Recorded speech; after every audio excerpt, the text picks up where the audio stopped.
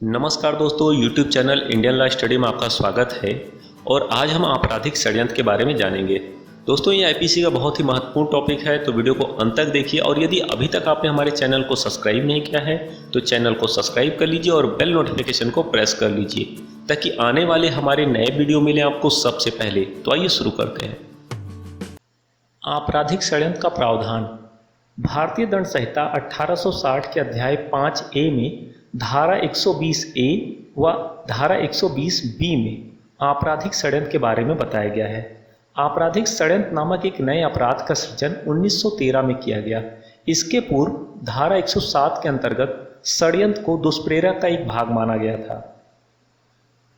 आपराधिक षड्यंत्र की परिभाषा धारा 120A।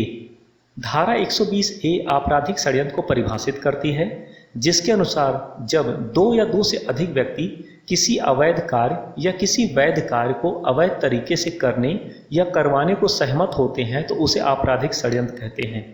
मात्र दो या दो से अधिक व्यक्तियों के आशय द्वारा षड्यंत्र का अपराध गठित नहीं होता, अपितु इसके लिए दो या दो से अधिक व्यक्तियों के बीच कोई अवैध कार्य या अवैध साधनों द्वारा वैध कार्य करने की सहमति होनी चाहिए।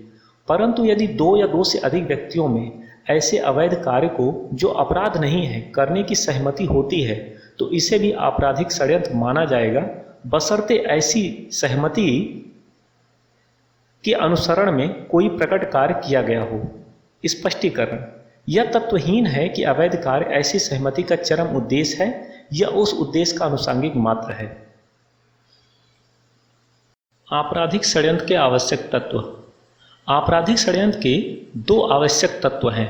पहला, दो या दो से अधिक व्यक्तियों के बीच समझौता जिन पर षड्यंत्र करने का आरोप है, और दूसरा है समझौता। समझौता कोई अवैध कार्य का या कोई वैध कार्य अवैध साधनों द्वारा करने या करवाने का। आपराधिक षड्यंत्र के लिए दो या दो से अधिक व्यक्तियों का होना आवश्यक है, क्योंकि यह नहीं कहा जा सकता कि किसी व्यक्ति ने स्वयं अपने साथ षड्यंत्र किया था। षड्यंत्र के संबंध में नियम है कि पति पत्नी एक दूसरे के साथ षड्यंत्र नहीं कर सकते, अर्थात उन्हें दो या दो से अधिक व्यक्ति नहीं माना जा सकता, परंतु वे अन्य के साथ षड्यंत्र कर सकते हैं। दो या दो से अधिक व्यक्तियों में अवैध लोक करने का समझौता। समझौता ही षड्यंत्र के संबंध में अपराध का सार है। केवल दो व्यक्ति होने मात्र से षड्यंत्र की संरचना नहीं हो जाती है, बल्कि उन व्यक्तियों में आपस में समझौता होना चाहिए। समझौता अवैध अथवा वैध साधनों द्वारा करने का हो।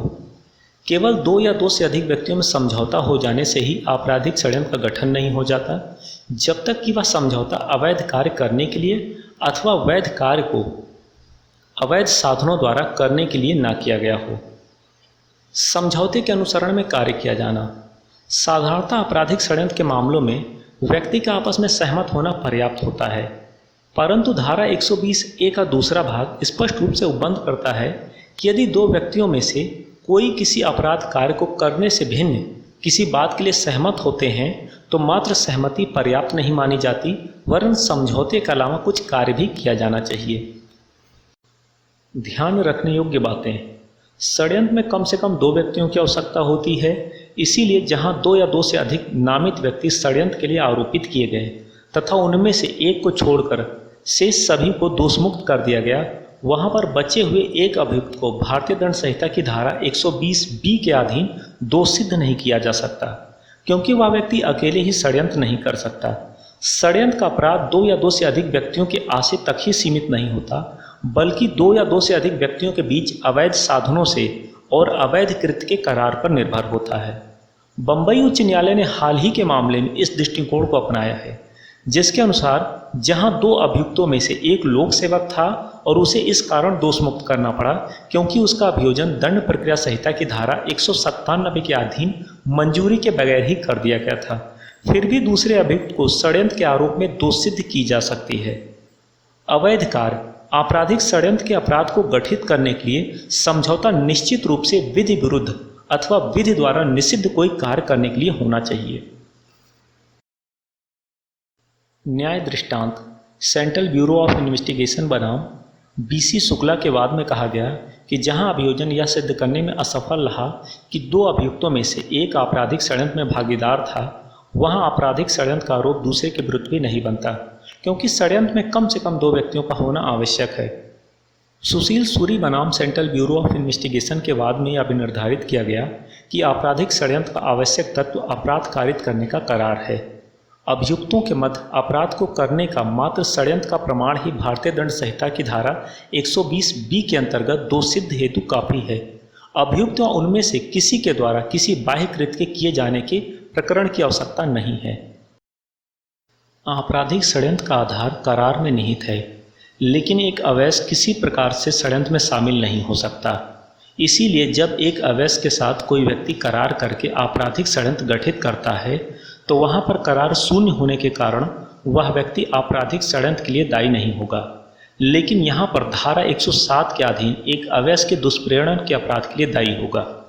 महत्वपूर्ण तथ्य, धारा 120B के अंतर्गत केवल 2 व्यक्तियों पर आरोप लगाया जाता है तथा उनमें से एक मुक्त कर दिया जाता है तो दूसरे को अकेले दंडित नहीं किया जा सकता।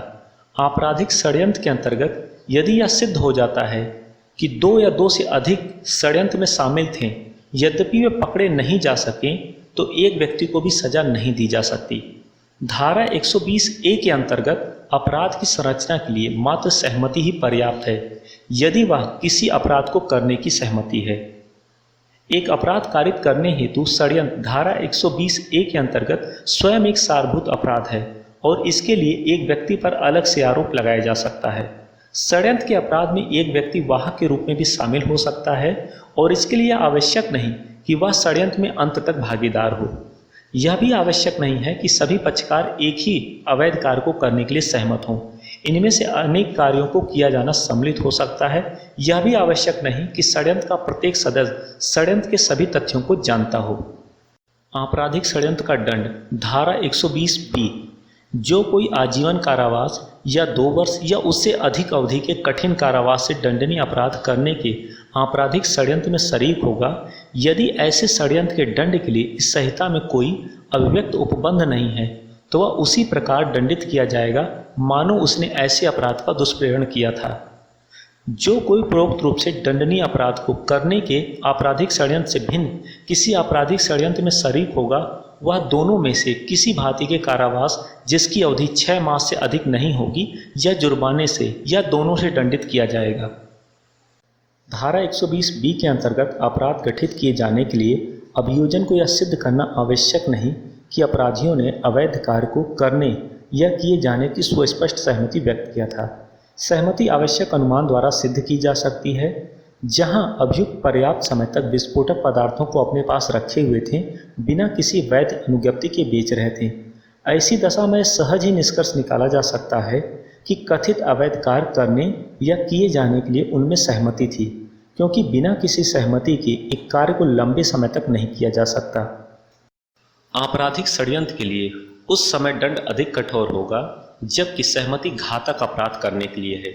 यदि सहमति एक ऐसा अपराध करने के लिए है जो यद्यपि अवैध है परंतु मृत्युदंड, आजीवन कारावास या 2 वर्ष से अधिक कठिन कारावास से दंडनीय अपराध नहीं है तो कठोर दंड नहीं होगा।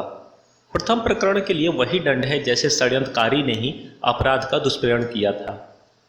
एक अपराध कारित करने हेतु षड्यंत्र धारा 120A के अंतर्गत स्वयं एक सारभूत अपराध है और इसके लिए एक व्यक्ति पर अलग से आरोप लगाया जा सकता है, अर्थात उस पर षड्यंत्र तथा कारित अपराध दोनों का आरोप लगाया जा सकता है।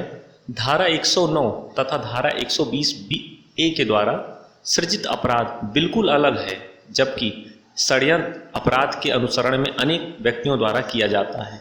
तब यह सामान्य नियम है कि उन पर उस अपराध तथा उस अपराध के षड्यंत्र दोनों का आरोप लगाया जाता है। उम्मीद है दोस्तों आपको ये हमारा वीडियो पसंद आया होगा। यदि वीडियो पसंद आया तो लाइक करें, शेयर करें और कमेंट करें। और यदि अभी तक आपने हमारे चैनल को सब्सक्राइब नहीं किया है तो चैनल को सब्सक्राइब कर लीजिए और बेल नोटिफिकेशन को प्रेस कर लीजिए ताकि आने वाले हमारे नए वीडियो मिले आपको सबसे पहले। तो मिलते हैं एक नए वीडियो में, तब तक के लिए नमस्कार।